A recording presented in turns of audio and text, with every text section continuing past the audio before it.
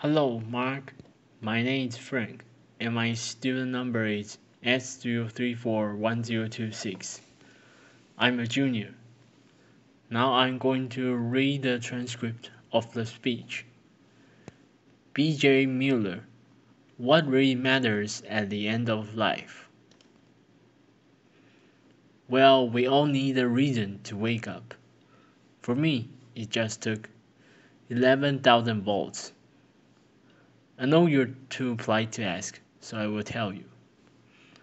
One night, sophomore year of college, just back from Thanksgiving holiday, a few of my friends and I were horsing around and we decided to climb atop a parked commuter train.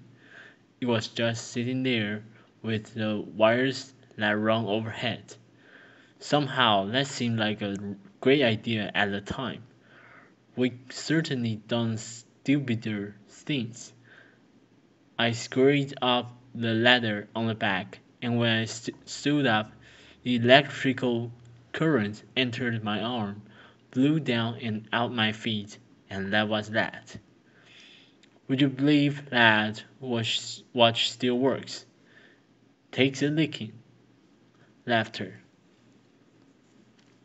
My father wears it now in solidarity. That night began my formal relationship with death, my death, and it also began my long run as a patient. It's a good word. It means one who suffers. So I guess we're all patients. Now, the American healthcare system has more than its fair share of dysfunction to match its brilliance, to be sure. I'm a physician now, a hospice and palliative medicine doc, and I've seen care from both sides. And believe me, almost everyone who goes into healthcare really means well. I mean, truly. But we who work in it are also unwitting agents for a system that too often does not serve. Why?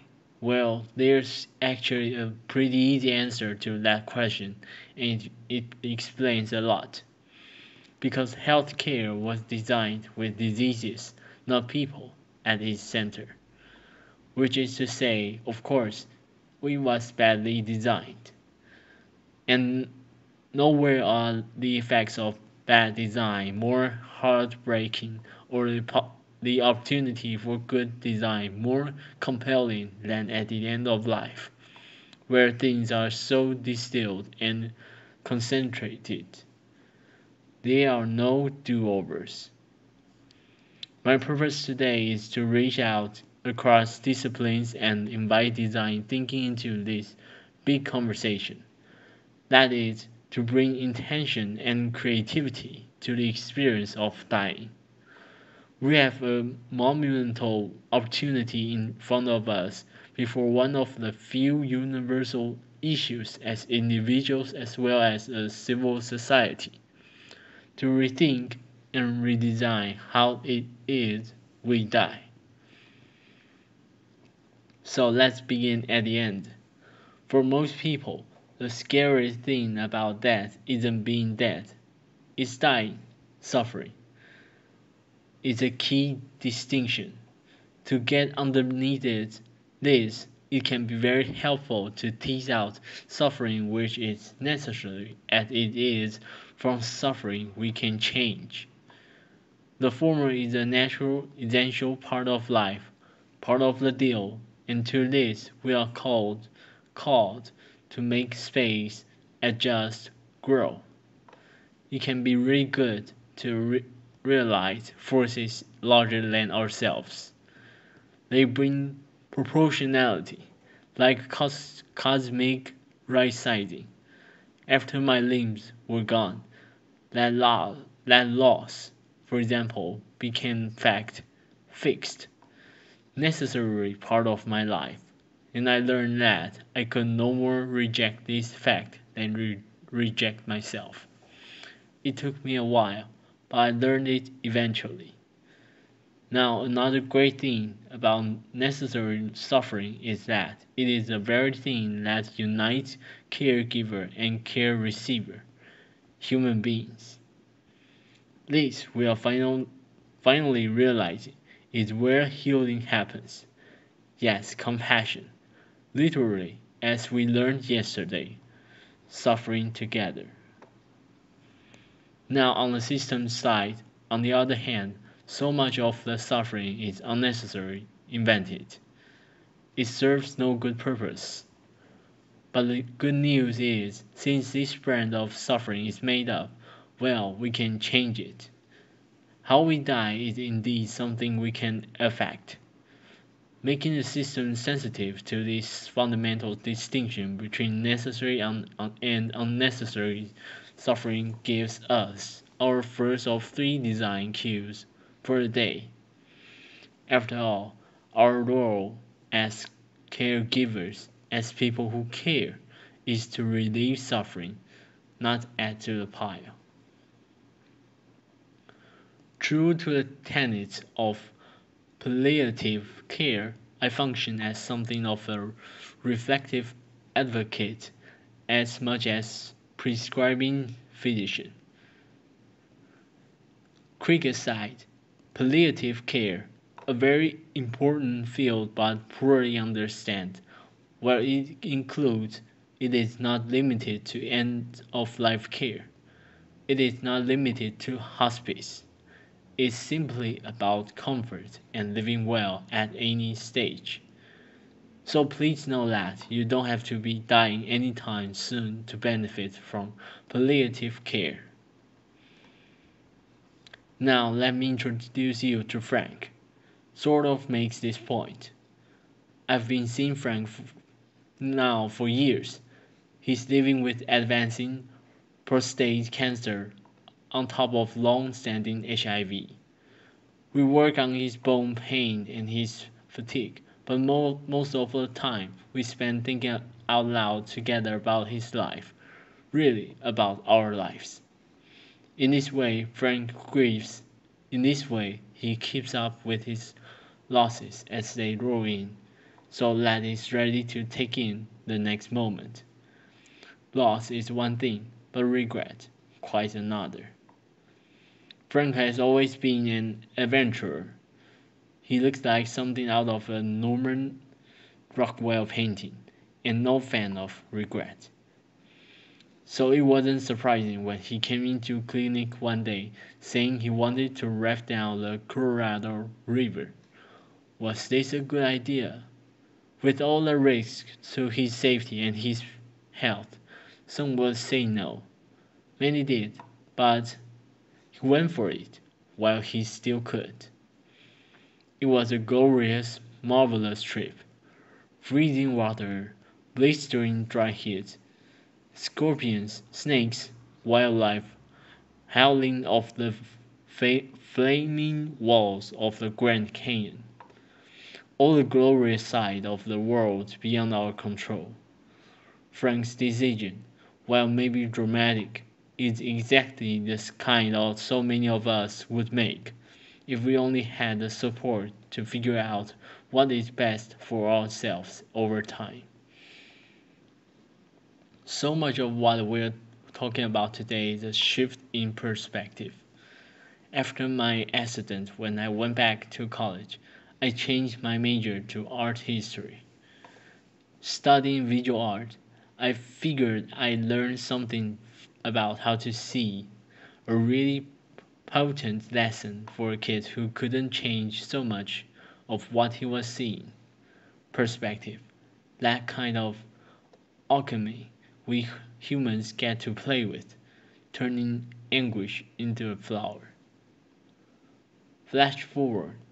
Now I work at an amazing place in San Francisco called the Zen Hospice Project, where we have a little ritual that helps with this shift in perspective.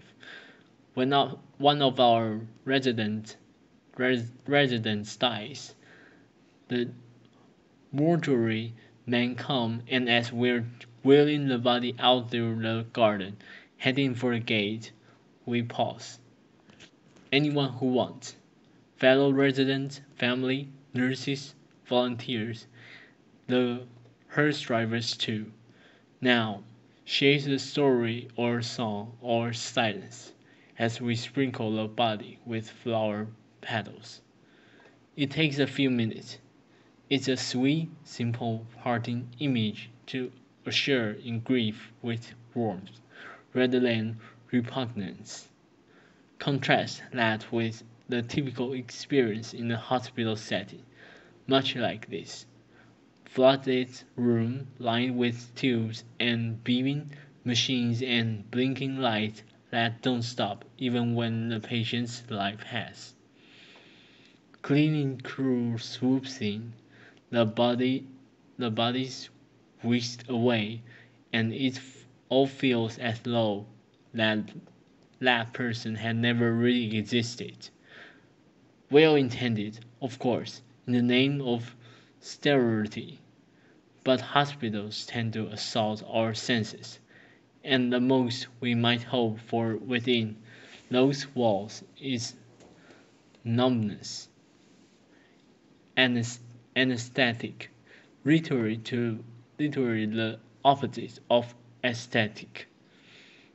I revere hospitals for what they can do. I'm alive because of them. But we ask too much of our hospitals. They are places for acute trauma and treatable illness. They are no place to live and die. That's not what they were designed for. Now, mind you, I'm not giving up on the notion that our institutions can become more humane. Beauty can be found anywhere. I spent a few months in a burn unit at St.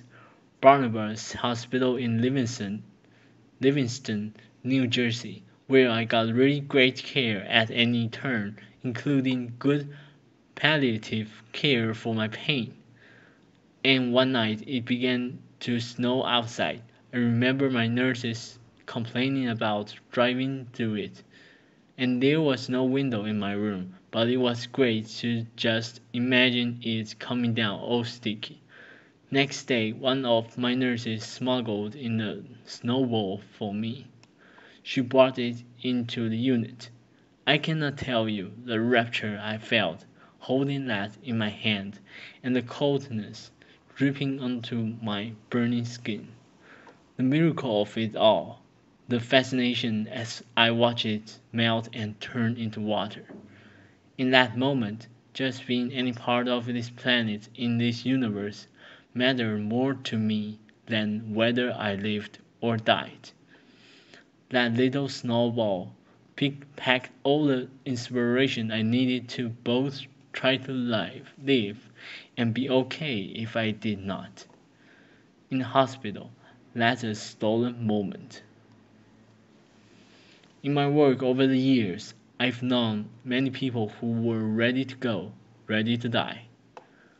Not because they had found some final peace or transcendence, but because they were so repulsed by what their life had become. In the words, cut off or ugly. There are already record, record numbers of us living with chronic and terminal illness and into ever older age, and we are nowhere near ready or prepared for a silver tsunami. We need an infrastructure dynamic enough to handle these seismic shifts in our population. Now is the time to create something new, something vital. I know we can because we have to. The alternative is just unacceptable. And the key ingredients are known: policy, education, and training, systems, bricks, and mortar. We have tons of inputs for designers of all stripes to work with. We know, for example, from research what's most important to people who are closer to death: comfort, feeling unburdened and unburdening to those they love, existential peace, and a sense of wonderment and spirituality. Over Zen hospices, nearly 30 years, we've learned much more from our residents in subtle detail. Little things aren't so little. Take Janet. She finds it harder to breathe one day to the next due to ALS. Well, guess what? She wants to start smoking again. And French cigarettes, if you please.